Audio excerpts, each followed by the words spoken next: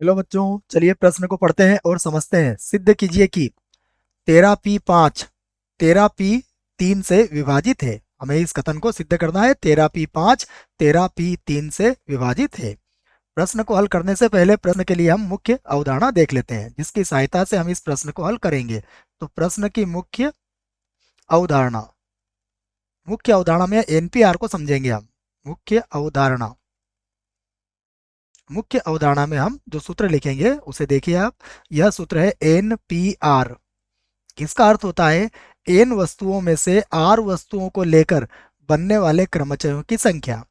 और इसको हम किस प्रकार हल करते हैं, देखिए ये होता है एन का फैक्टोरियल और बटे में होता है एन माइनस आर और पूरे का फैक्टोरियल। यह सूत्र है एन पी आर का। तो यह हमारी पहली मुख्य अवधारणा है इस प्रश्न के लिए। दूसरी मुख्य अवधारणा में हम यह बात करेंगे कि फैक्टोरियल एन क्या होता है। तो जो फैक्टोरियल एन होता है उसे कहते हैं प्राकृत संख्याओं का क्रमागत गुणनफल।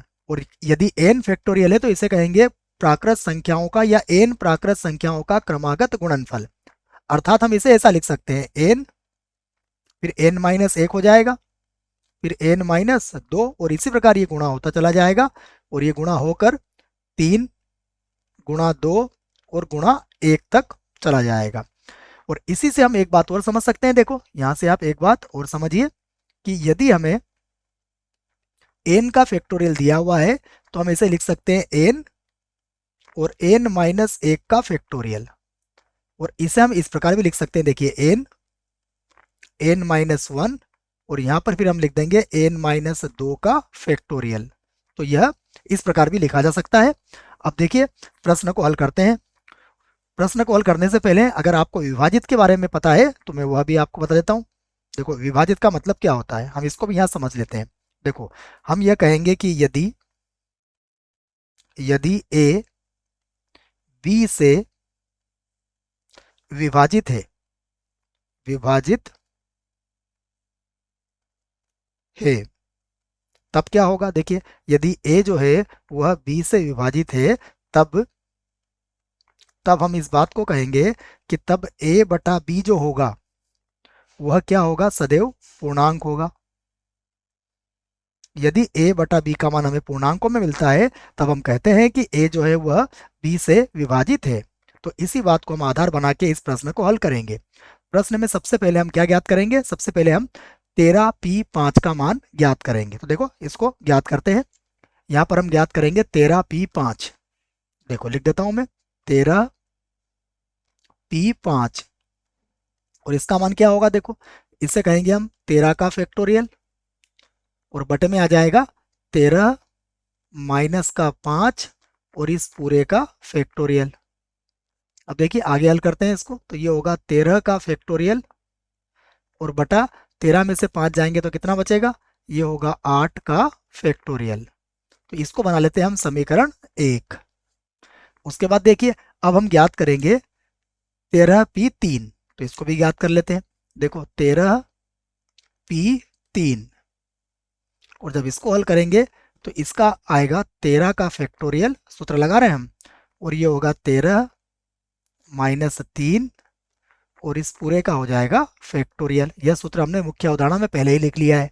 तो ये होगा 13 का फैक्टोरियल और 13 में से 3 जाएंगे तो ये हो जाएगा 10 का फैक्टोरियल, और इसे मैं समीकरण 2 बना देता हूँ। और अब हम क्या करते हैं, हम भाग लगा के इसको देखते हैं और उत्तर क्या आता है उसको देखेंगे हम। तो देखिए अब हम 13 पी को थोड़ा सा नीचे लिखना था, इसको मैं दोबारा लिख देता हूँ। ये लीजिए, देखिए यहाँ पर हम लिखेंगे 13p5 और फिर भाग का चिन्ह लगा देंगे, और यहाँ पर लिखेंगे 13p3। ठीक है, ये भाग लगा रहे हैं हम। तो अब आप देखिएगा 13p5 का मान कितना था हमारे पास, इसका मान था 13 का फैक्टोरियल और बटा 8 का फैक्टोरियल। यहाँ पर भाग का चिन्ह लगा देंगे। अब आएगा 13 का फैक्टोरियल और बटे में होगा 10 का फैक्टोरियल। अब देखिए इसको हल करते हैं।